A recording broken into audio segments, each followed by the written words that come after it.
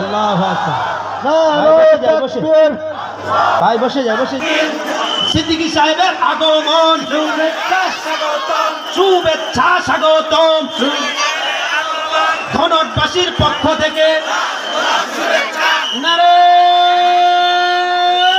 তাকবীর, নারায়ে তাকবীর।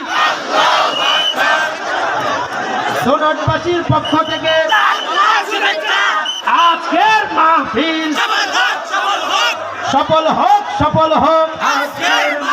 আতিনা ফি দারে দুনিয়া না হাসান, আতিনা ফি দারে উকবা না হাসান, ইয়া গিয়াসাল মুস্তাগীসিন ইহদিনা লিফতিখারা বিল উলুমি ওয়াল গিনা।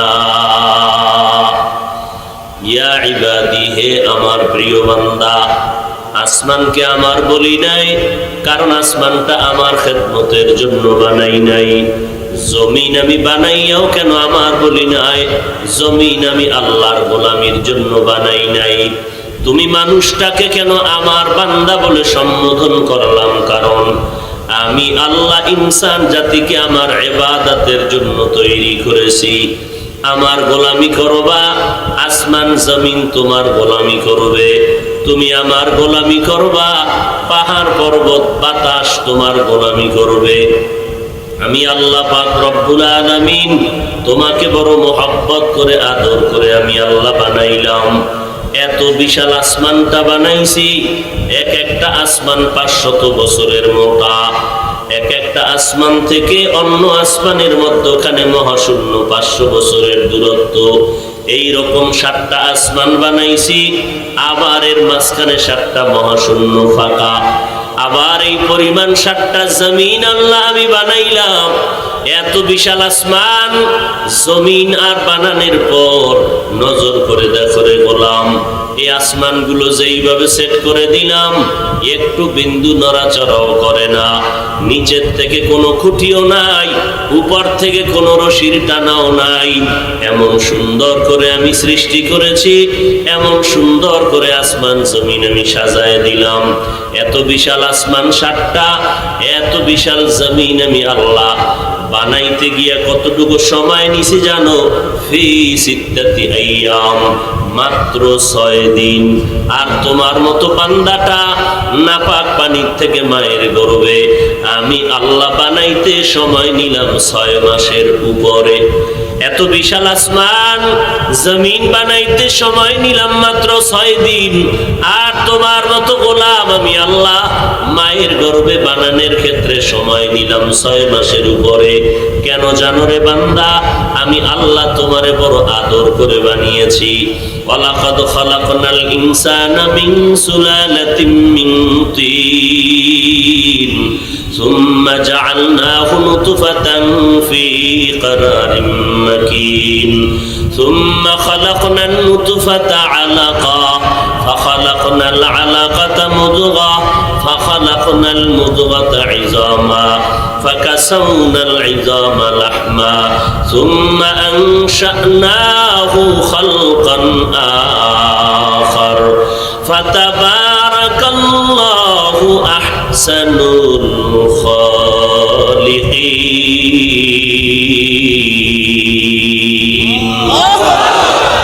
আল্লাহ বলেন, রে গোলাম, ওই নাপাক পানির থেকে তোমাকে মায়ের গর্ভে ফেরেশতার মাধ্যমে 40 দিন করে নাপাক পানি, রক্ত, গোশত, হাড্ডি, এর উপরে গোশত দিয়ে দিলাম। এত সুন্দর করে বানাইছি। ও বান্দা, 1 সেকেন্ড বাতাস বন্ধ হয়ে গেলে তুমি মরে যাওয়ার উপক্রম হয়ে যায়। 1 মিনিট যদি নাক আর মুখটা চেপে ধরি, দুনিয়ার জমিনে বাঁচার কোনো তোমার উপায় থাকবে না। অথচ আমি আল্লাহ কেমন কুদরতের মালিক! আমি আল্লাহ তোরে মায়ের গর্ভে এমন ভাবে প্যাকেটিং করে দিলাম, কাভার করে দিলাম। একটা না, প্যাকেটের উপরে প্যাকেট দিয়া মায়ের গর্ভে আটকায় দিলাম। এরে বান্দা, বিন্দু থেকে বিন্দু বাতাস ঢোকার কোনো কায়দা নাই। যেই মানুষটা 1 মিনিট বাতাস ছাড়া চলতে পারে না, ওই বাচ্চাটারে মায়ের গর্ভে বিনা বাতাসে 6 মাস 9 মাস পর্যন্ত কে সুন্দরভাবে তার শরীরটা সুস্থ রাখলেন? ও বান্দা, কেউ পারে না। আমি আল্লাহ বড় আদর করে তোমার সেখানে হেফাজত করলাম। তোমার জবান দিয়া মুখ দিয়া নাপাক রক্ত লাগাই নাই। তোমার পেটে ক্ষুধা, আমি আল্লাহ পাক মায়ের নাভির সাথে তোমার নাভি লাগাইয়া ক্ষুধার আয়োজন করে নিবারণের ব্যবস্থা করলাম। দুনিয়াতে আসার পরে তুমি কি খানা খাইবা? মা বাবায় তৈরি যে করবে খানা, এ খানা তুমি খেতে পারবা না। আমি আল্লাহ তোমার মা বাবায় চাওয়ার আগে আমি আল্লাহ সুন্দর দুধের আয়োজন করে দিলাম। এরে বান্দা, নজর করে দেখ, একটা বাচ্চার জন্য আম্মা জান সুজি পাকায়। সুজিটা পাকাইতে আগুন লাগবে, পাত্র লাগবে, পানি লাগবে, চিনি লাগবে, লবণ লাগবে। অথচ আমি আল্লাহ, নজর করে দেখ কেমন দয়ার মালিক, ওই সুজিটা আবার ঠান্ডা করার জন্য ফ্যানের বাতাস দিয়ে আধা ঘন্টা ঠান্ডা করতে হবে। 2-4 চামচ বাচ্চাকে দেওয়ার পরে ওই সুজি 2-3 ঘন্টা পরে আবার ফেলে দেয়, কারণ সুজি নষ্ট হয়ে গেছে, বাচ্চাকে দেওয়া যাবে না। আর আমি আল্লাহ কেমন কুদরতের মালিক, এমন সুন্দর দুধ তোর মায়ের স্তনে দিলাম, এমন সুন্দরভাবে খানার আয়োজন করে দিলাম। পানিও লাগবে না, লবণ লাগবে না, চিনিও লাগবে না, আগুনও লাগবে না, এমন খানা সুন্দর করে তৈরি করে দিলাম। বেশি লবণ না, বেশি মিষ্টি না, বেশি ঠান্ডা না, বেশি গরম না। 1 দিন আর 1 ঘন্টা না, 2 বছর পর্যন্ত বাচ্চা দুধ পান করবি, 1টা সেকেন্ডের জন্য কখনো নষ্ট হবে না। আমি আল্লাহ পাক রব্বুল আলামিন তোমার জন্য সবকিছু ব্যবস্থা করে দিলাম। জমিনটা তোমার হাঁটার ব্যবস্থা করে দিলাম। আমি আল্লাহ তোমার আরামের জন্য রাস্তার ব্যবস্থা করে দিলাম। আমি আল্লাহ তোমার আলোর জন্য সূর্যের ব্যবস্থা করে দিলাম। আবার আমি আল্লাহ যা কিছু দিলাম এর পেছনে কোনো বিল নেই না। সূর্যের আলো ভোগ করবি রে বান্দা, 1 টাকাও বিল দেওয়া লাগবে না, আমি ফ্রি করে দিলাম। অথচ এই সূর্যের আলোটাকে কন্ট্রোল করিয়া দুনিয়াওয়ালারা বিদ্যুতের আবিষ্কার করে ফেললো। এই বিদ্যুৎ দিয়া মাসে মাসে তোমার থেকে বিল কেটে নেয়।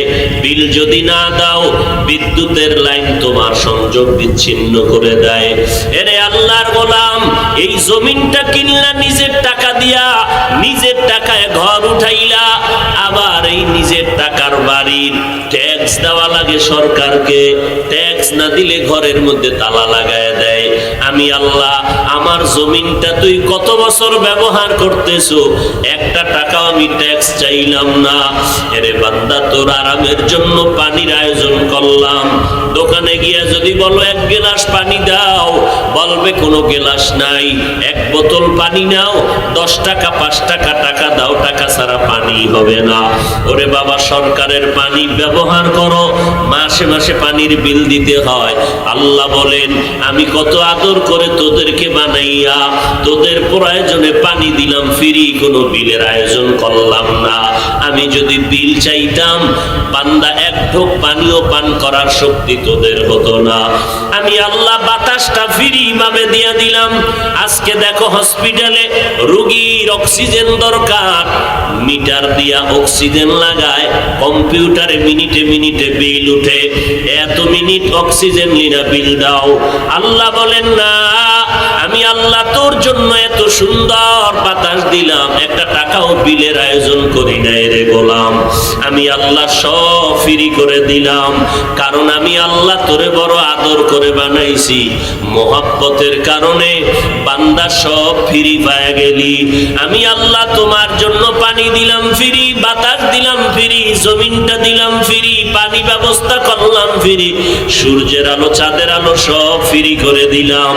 বিনিময়ে আমি আল্লাহ কিছুই চাই না। তো এত কিছু তোমারে কেন দিলাম জানো নি রে গোলাম? আমি আল্লাহ দেওয়ার কারণ তুমি আমি আল্লাহর গুণগান গাইবা। আমি আল্লাহ পাক বলি নাই এত কিছু দেওয়ার পর 24টা ঘন্টা শুধু আমার জিকির করবা, আমি আল্লাহ বলি নাই। সারাদিন রোজা রাখবা, জিহাদ করবা, তাও বলি নাই। সারা রাত্র যায় নামাজে কাটায় দিবে, তাও আমি আল্লাহ বলি নাই। বরং 24টা ঘন্টার ভেতরে 22 ঘন্টা সময় তুমি তোমার দোকানে ব্যবসায় লেখাপড়ার কাজে লাগাও, মাত্র 2টা ঘন্টা তুমি তোমার কল্যাণে আমি আল্লাহর পথে ব্যয় করো। তাও একত্রে ব্যয় করার তোমার সময় নাই।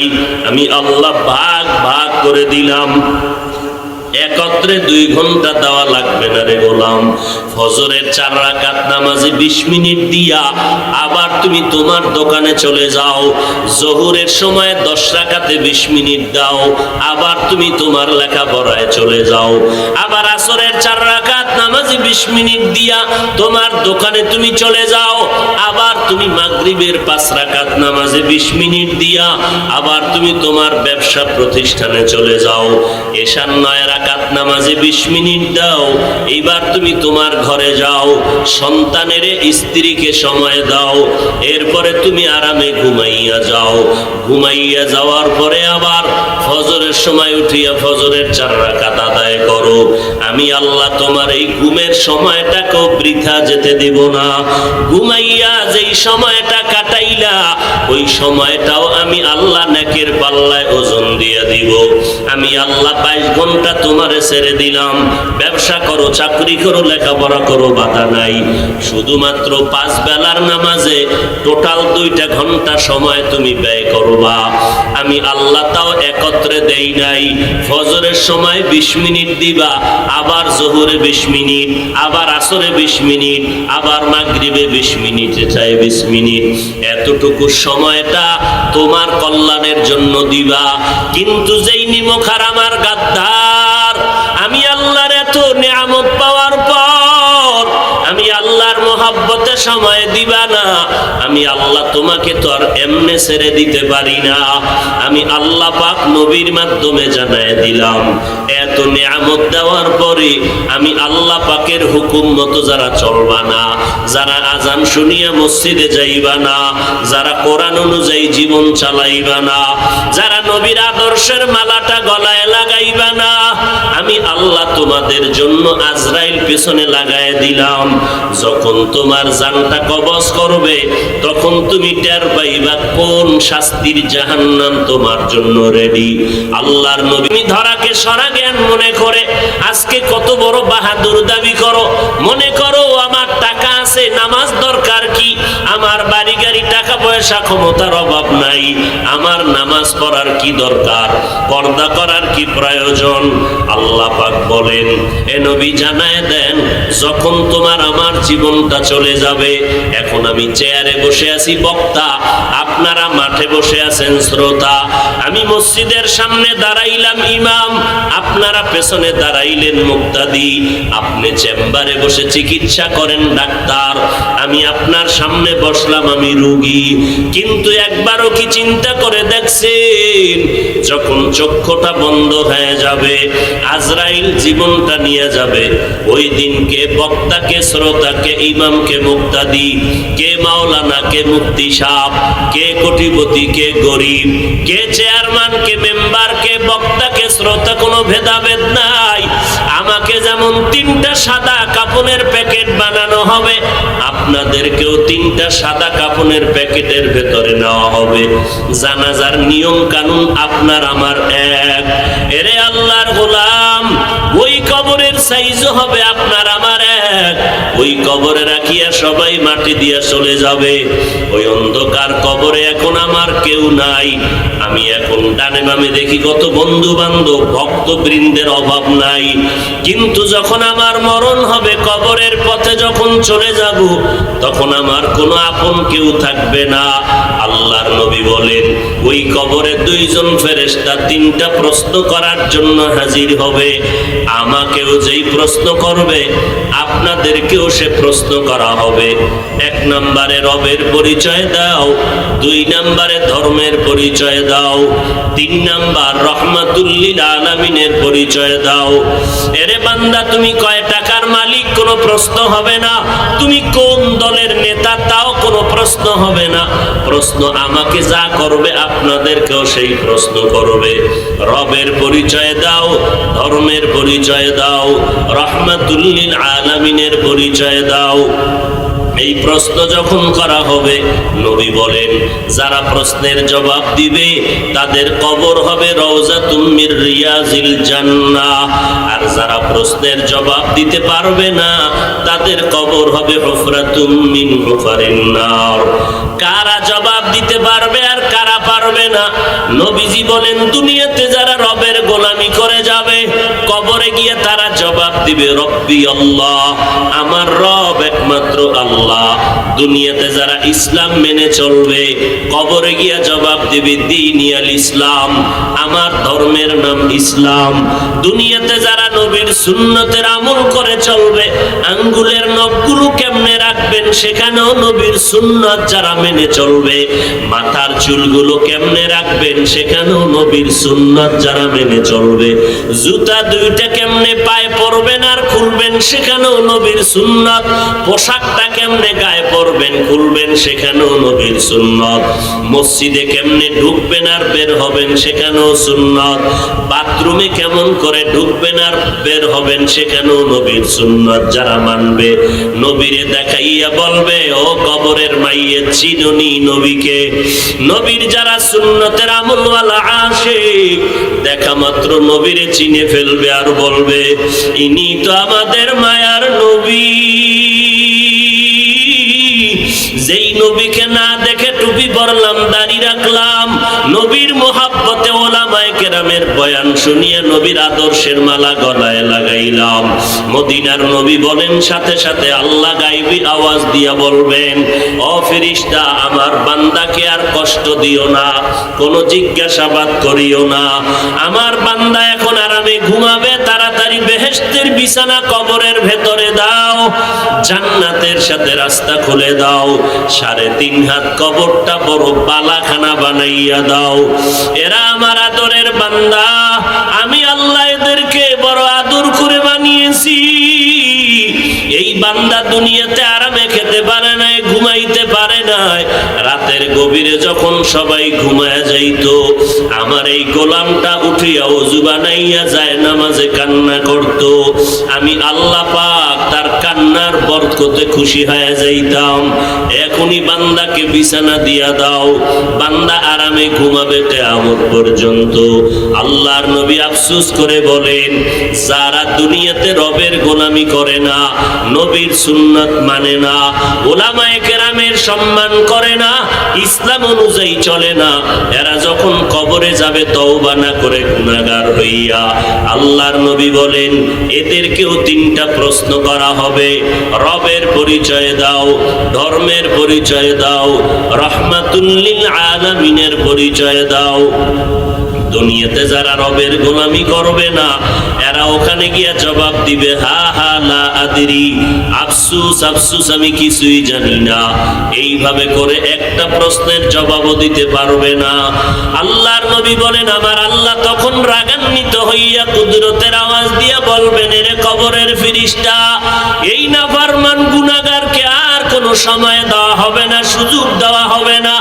আমি আল্লাহ দুনিয়াতে কম সুযোগ দেই নাই, আমার দেওয়া পানি খাইলো আমি আল্লাহ বিল নেই নাই, আমার দেওয়া বাতাস ভোগ করলো কোনো বিল নেই নাই, আমার জমিনের উপরে চললো কোনো ট্যাক্স নেই নাই, আমার সূর্যের আলো ভোগ করলো কোনো বিল নেই নাই, আমি আল্লাহর দেওয়া পানির মাছ খাইলো কোনো টাকা নেই নাই, আমি আল্লাহর দেওয়া জমিনের ফসল খাইলো কোনো বিল নেই নাই, আমি আল্লাহর দেওয়া গাছের ফল খাইলো কোনো টাকা নেই নাই, আমি আল্লাহ হুকুম করেছিলাম 5 বেলার নামাজ, ওলামায়ে কেরামের পরামর্শ নিয়ে নেক আমল করবে। এইটা এমন নিমক হারাম, নিজেও নামাজ পড়ে নাই, যারা নামাজ পড়তো তাদেরকেও পছন্দ করে নাই, নিজেও দাড়িটা লম্বা করে নাই, যারা দাড়ি লম্বা করতো তাদেরকেও পছন্দ করে নাই। এই নিমক হারাম গাদ্দার এত বড় খারাপ, নিজেও পর্দা করে নাই, যারা পর্দা করতো তাদেরকেও পছন্দ করে নাই, নিজেও জিকির করে নাই, যারা আল্লাহর জিকির করতো তাদেরকেও পছন্দ করে নাই, নিজেও কোরআন পড়ে তাদেরকেও পছন্দ করে নাই। এত বড় নিমক হারামি গাদ্দার, আমি আল্লাহর দেওয়া নিয়ামত খাওয়ার পর নিজেও কখনো মোনাজাত ধরে নাই, কান্না করে নাই। যারা মোনাজাতে কান্না করত তাদেরকেও পছন্দ করে নাই, বরং বিরোধিতা করত, বলে এত নামাজ পড়ে কি লাভ, এত ইবাদত করে কি লাভ, ও ফেরেশতা এখন আর কোনো সময় দেওয়া হবে না, দ্রুত এই নাফরমানের কবরে জাহান্নামের বিছানাটা দিয়া দাও, জাহান্নামের সাথে রাস্তা খুলে দাও। ওই কবরে জাহান্নামের আগুন একটা না দুইটা না 70 থেকে 99টা সাপ। ও ধনুট এলাকার মুসলমানেরা একটু নজর করো, আজকে শামিয়ানার নিচে কাপড়ের নিচে বসে আছেন, এরপরও কত গরম লাগে, ফ্যানের বাতাসেও ঘাম মুছতে পারি না, ঠান্ডা হয় না। এই সূর্যটা বিজ্ঞানীরা বলে জমিন থেকে 9,30,00,000 মাইল উপরে। কিয়ামতের ময়দানে আল্লাহ বলবে সূর্যটা নিচে নেমে আয়। এই সূর্য মাথার উপরে যখন আসিয়া তাপ দেওয়া শুরু করবে, গুনাহগারের মাথার মগজগুলো ভাতের মারের মতো ফুটবে। ও আল্লাহর বান্দারা, উলামায়ে কেরামকে মিথ্যা মনে করেছো, আল্লাহর কোরআন নবীর হাদিস কি মিথ্যা মনে করেছো রে বাবা? না না না, এই জমিনে কত বড় বড় বেঈমান আর বাহাদুরেরা আল্লাহর কোরআনের একটা ভুল বের করতে পারে নাই, নবীর কথা মিথ্যা প্রমাণ করতে পারে নাই। লক্ষ লক্ষ উলামায়ে কেরামরা মিথ্যা বলতে পারেন না, লক্ষ লক্ষ আম্বিয়ায়ে কেরামরা মিথ্যা বলতে পারেন না, লক্ষ লক্ষ সাহাবায়ে কেরাম মিথ্যা বলতে পারেন না। এরে নবীর উম্মতের দল, আল্লাহর কোরআন মিথ্যা মনে করিও না। ও বাবা, আমি বলি না তোমরা মাদ্রাসায় আসো, স্কুল ছেড়ে দাও, একবারও বলি না, বরং যেই যুবকেরা কলেজে পড়ো, আমি অন্তর ভরে দোয়া করি, ডাক্তার হও, ইঞ্জিনিয়ার হও, একজন প্রফেসর হও, মুসলমানের সন্তান লেখাপড়া করে এমপি হও, মন্ত্রী হও, মুসলমানের সন্তান এসপি হও, ওসি হও, ডিসি হও, কিন্তু অনুরোধ বেয়াদব হইও না, দুশ্চরিত্রবান হইও না। ও যুবকেরা, আল্লাহর মোহাব্বত নিয়ে চলো। এরে ভাইজানেরা, অনেকে মনে মনে ভাবো হুজুরদের কথা মতো যদি আল্লাহর হুকুম মানিয়ে চলি, নবীর তরিকায় চলি, তো স্বাধীনতা নষ্ট হয়ে যাবে। আমি আপনাদের বিবেকের কাছে জিজ্ঞাসা করি, আপনারা বিবেক দিয়ে জবাব দেন। আমরা যারা নবীর তরিকা মতে নামাজ পড়ি, পর্দা করি, হালাল খাই, আর আপনারা যারা নামাজ পড়েন না, পর্দা করেন না, হালাল খান না, একটু বলেন আমরা কি পরিমাণ অশান্তিতে আছি, আর আপনারা নবীর তরিকা বাদ দিয়া কি পরিমাণ শান্তিতে আছেন। আমি গবেষণা করে দেখলাম, বিন্দু থেকে বিন্দু নবীর তরিকা বাদ দিয়ে আপনারা শান্তিতেও নাই, সম্মানেও নাই, বরং আজ আমাদের স্বাধীনতাও নষ্ট হয় নাই। আপনারা যেমন 3 বেলা খানা খান, আমরাও তো 3 বেলা খাই। আপনারা নবীর তরিকা বাদ দিয়া বেপরদা চলতে গিয়া আপনারা রাতের বেলা ঘুমান, আমরাও তো রাতের বেলা ঘুমাই। আপনারা নবীর তরিকা বাদ দিয়া ব্যবসা করেন, চাকরি করেন, আমরা নবীর তরিকাওয়ালারাও তো ব্যবসা করি, চাকরি করি। আপনারা নবীর তরিকা বাদ দিয়ে দেশ বিদেশ সফর করেন, আমরা নবীর তরিকাওয়ালারাও তো দেশ বিদেশ সফর করি। তাহলে বলেন আপনারা আমাদের থেকে কত পয়েন্ট আগায় গেলেন? বিন্দু তো আগাইতে পারলেন না, স্বাধীনতাও তো আমাদের থেকে বেশি পাইলেন না। দ্বিতীয়, আপনার বিবেকরে জিজ্ঞাসা করেন, আমার মতো হুজুর হওয়ার আপনার দরকার নাই, বরং আপনার লাইনের লোকটার দিকে নজর করেন। ও বাবা, সত্য কথা বলবেন। আপনার মতো যুবক, আমার মতো যুবক, স্কুলে পড়ে, কলেজে পড়ে, 5 ওয়াক্ত নামাজি দাড়িওয়ালা, আপনারাই জবাব দেন আছে না নাই? তাহলে আপনি কেন পারবেন না? আপনার আমার মতো যুবক র্যাব, আর্মি, পুলিশ, বিডিআর চাকরি করে দাড়িওয়ালা নামাজির অভাব নাই। আপনার বিবেকটাকে জিজ্ঞাসা করেন, আপনি কেন পারবেন না? আপনার আমার মতো যুবক দাড়িওয়ালা নামাজি ব্যবসা করে, হালাল খায়, নামাজি অভাব নাই, আপনি কেন পারবেন না? আপনার আমার মতো যুবক ড্রাইভারি করে, শ্রমিকের কাজ করে, কৃষি কাজ করে, নামাজি অভাব নাই, নদীর মধ্যে মাছ ধরে, নামাজ ছাড়ে না, অভাব নাই। আপনি কেন পারবেন না? এখনো সময় আছে তওবা করার। আল্লাহ বলেন, বান্দা যারা অন্যায় করিয়া সীমা লঙ্ঘন করেছো, লা তাকনাতু মির রাহমাতিল্লাহ, আমি আল্লাহর দয়া বড়, রহমত বড়। আমি আল্লাহ তওবার দরওয়াজা দিয়া ডাকতেছি, ও বান্দা তওবা করে নাও। আল্লাহকে অন্তর দিয়া ডাকো আর বলো, হে মালিক, একটা সেকেন্ডের আযাব সহ্য করতে পারবো না, ওই কবরে মাটির চাপ সইতে পারবো না, গুনাহ নিয়ে কবরে যেতে চাই না। ও দয়ার আল্লাহ, আল্লাহর হুকুম মতো চললে, নবীর তরিকা মতো চলতে গেলে ব্যবসা বন্ধ হবে না, চাকরি যাবে না, লেখাপড়াও বন্ধ হবে না। ও আল্লাহর বান্দারা তো কেন নবীর তরিকা মানবেন না? মনটাকে বুঝাইয়া তওবা করেন। জীবনে আর যতদিন বেঁচে থাকবো আর কোনোদিন দাড়ি কাটবো না, নামাজ ছাড়বো না, বেপরদায় চলবো না, মা বাবাকে কষ্ট দিব না, নবীজির তরিকার বাহিরে চলবো না, উলামায়ে কেরামের বিরুদ্ধে যাব না, উলামায়ে কেরামের পরামর্শ নিয়ে আমল করব, নবীর তরিকা মতে চলবো, দেশ ও জাতির বিরুদ্ধে ষড়যন্ত্র করব না। অন্তরে যদি দুর্বলতা, মুনাফিকি না থাকে, মরিয়ে গেলে যাব। আল্লাহ হায়াতের মালিক, ইজ্জতের মালিক, রিজিকের মালিক। অতএব আমি রিজিকের জন্য, হায়াতের জন্য তো আর কাউকে ভয় করে লাভ নাই। অতএব আমি যতদিন বেঁচে থাকবো নামাজ ছাড়বো না, দাড়ি কাটবো না, বেপরদায় চলবো না, মা বাবার সাথে বেয়াদবি করব না, উলামায়ে কেরামের বিরুদ্ধে যাব না, দেশ ও জাতির বিরোধিতায় লিপ্ত হব না।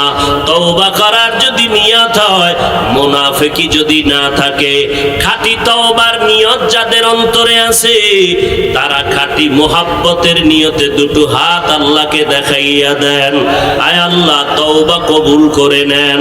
তওবার উপরে মজবুত হইয়া চলার মতো তৌফিক দান করেন, আমিন। আলহামদুলিল্লাহি রাব্বিল আলামিন।